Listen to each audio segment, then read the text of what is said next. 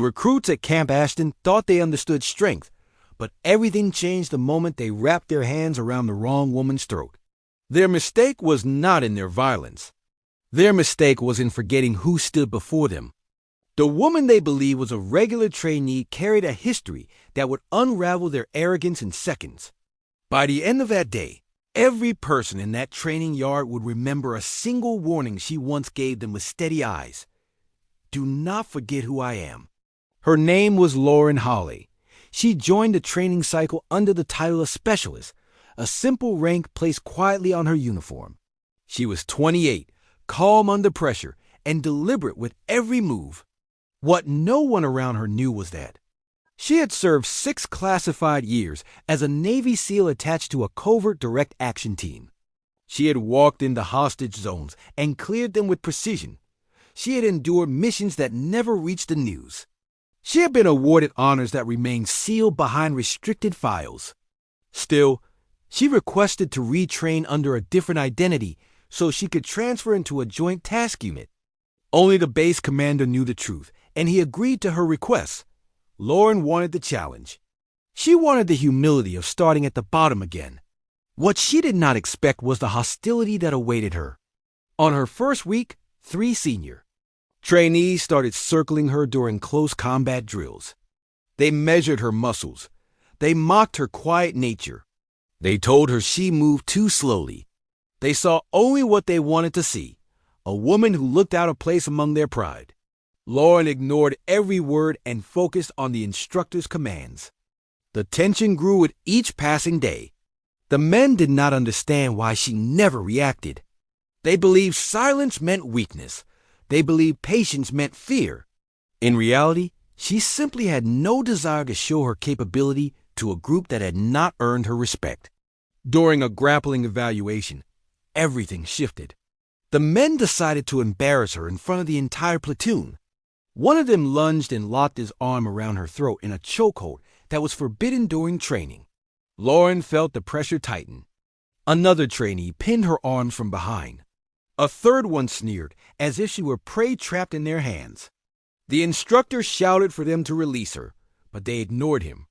They wanted to show dominance. They wanted to make her gasp, panic, and bow beneath their strength. The world around her slowed. She could feel the steadiness of her heart. She could feel the heat rising in her muscles. She was not frightened. She was disappointed. Lauren had avoided revealing her skills for 2 weeks, but she was done playing the quiet newcomer. She lowered her weight, shifted her hips, and snapped her body in a movement so precise that the man strangling her lost balance instantly. She tore through his hold and planted him on the ground with a lock that forced him to scream. The second man tried to strike. She caught his wrist in midair and folded him with a technique that belonged to elite combat specialists. His knees buckled, and he collapsed before he could understand how quickly she had dismantled him. The third man charged with blind fury. Lauren stepped toward him, redirected his momentum, and sent him rolling across the dirt. Silence covered the yard. Every recruit watched the specialist perform maneuvers they had only seen in advanced combatives courses. Lauren stood tall, breathing steadily as the 3 men groaned on the ground. She did not grin. She did not taunt. She simply stated the truth. Do not forget who I am. The instructor looked stunned, but he nodded at her with respect he had not shown before. The training cycle continued, but the story was far from finished. That afternoon, the base commander arrived unexpectedly. His presence drew immediate attention. The recruits lined up, unaware that the truth was about to break over them like a wave. The commander walked to the center of the yard and called Lauren forward. She marched with discipline, her face calm as always. He turned to the others and addressed them with a voice sharpened by disappointment. You did not train beside a regular specialist. You trained beside a decorated operator who has served this country in ways you will never read about. You assaulted her. You violated protocol. You disgraced the standards of this program. Gasps rose from the formation. Lauren kept her posture straight, though the commander's words struck deeper than any of the recruits understood. She had come here to start fresh, not to receive recognition. She had wanted anonymity, not exposure. Yet the truth needed to be spoken, and the commander understood that her dignity mattered more than her secrecy. He handed her a folder containing sealed commendations. One by one, he listed missions she had survived and leaders she had protected under fire. The recruits stared in shock, their arrogance shattered. Their pride crumbled under the weight of her quiet legacy. Lauren finally spoke.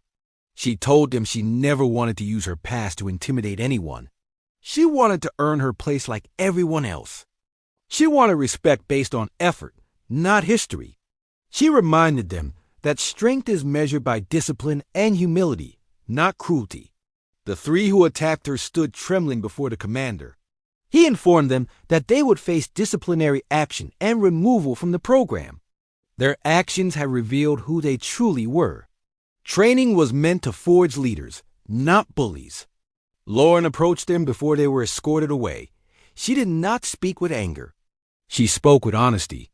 You mistook patience for weakness. You mistook silence for fear. I hope you learn that real strength never comes from hurting others. It comes from protecting them. Her words stayed with the recruits long after the men were taken away. Lauren continued training with the cycle, but everything changed. No one looked at her the same way again. They no longer dismissed her abilities. They no longer doubted her presence. They watched her train with relentless precision, learning from her even when she did not speak. By the end of the program, she had become the unspoken guide for the entire platoon. She showed them how to control their ego. She showed them how to face challenges without tearing others down. Her leadership flowed naturally, without rank or title. On graduation day, the commander saluted her privately. He told her that her strength had changed the culture of the class.